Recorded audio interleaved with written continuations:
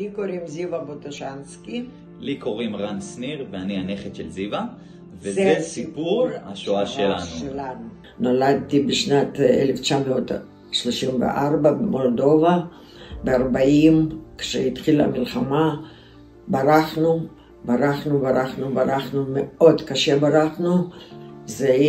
הגענו לגרוזיה, מגרוזיה ב-44 שכבר המלחמה נגמרה, כמעט נגמרה, ואנחנו חזרנו הביתה.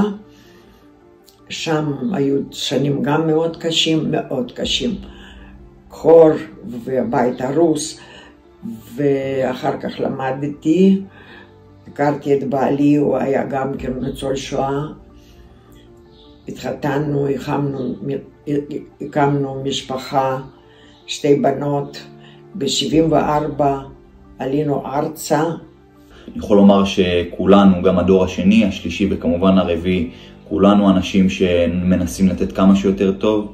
אנחנו רוצים לומר, אנחנו לנצח נזכור ולעולם לא נשכח